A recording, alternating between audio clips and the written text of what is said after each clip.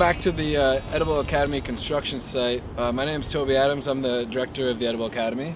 Yep, I'm Chad Brown. I'm a senior project manager in the capital department.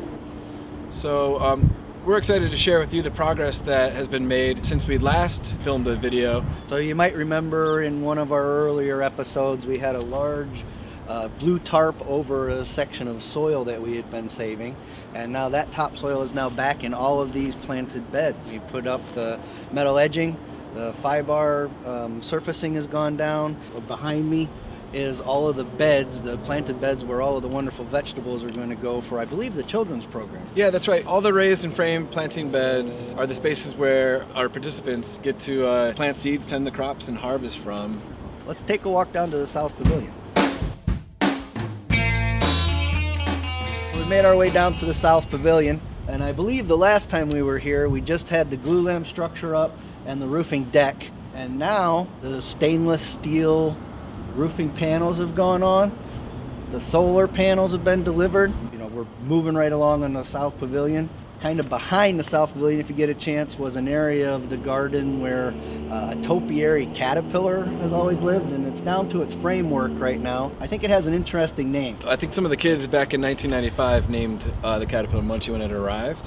And we're taking the opportunity with the construction to completely overhaul Munchie. In addition to Munchie, we're actually able to save a few other, beloved parts of the old family garden, and so we're excited to have those old elements to greet all of the new arrivals. Why don't we take a walk north then from the South Pavilion and go towards the greenhouse, the covered walkway, and the Edible Academy building. Here we go.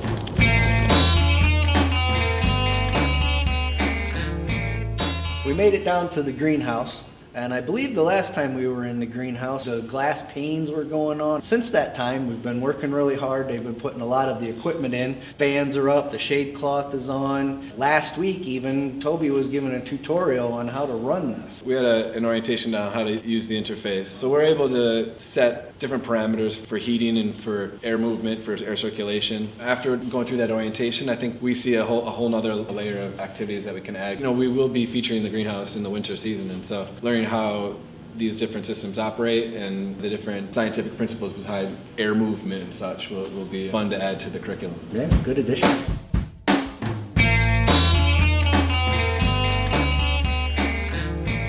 So now we're actually in the Edible Academy classroom building. The last time we were here, there was just the primary truss work was installed, the beautiful glue lamp scissor trusses. Can you tell us a bit more about all the different things that have appeared? Yeah, actually there's a roof over our heads now. It's not quite complete, but the green roof is going to come in the spring. The skin of the building went on. We started to put the exterior framework went in, the sheathing went on.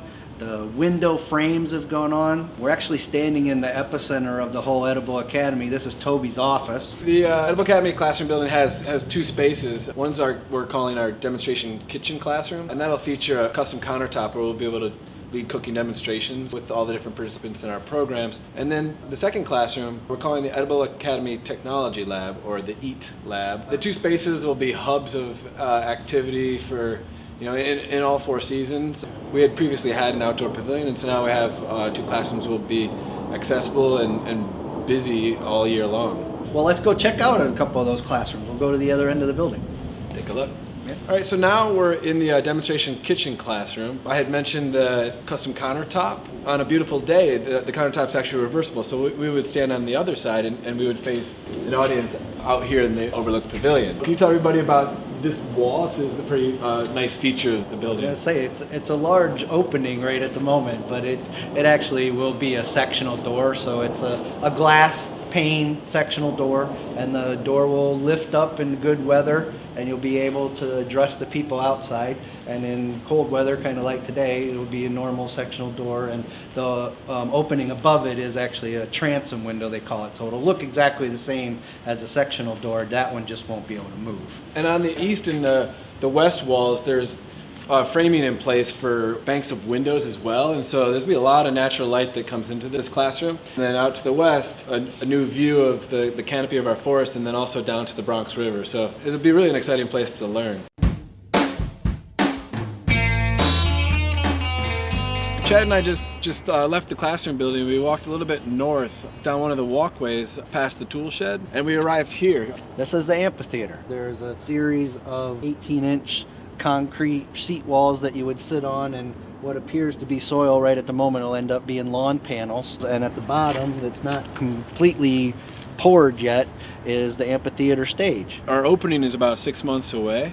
We're going to have a big opening weekend celebration throughout the campus. We're glad you could come out and join us again, Toby, here in the Edible Academy. And before that opening, we hope to be back out here a few more times to let people know what's going on.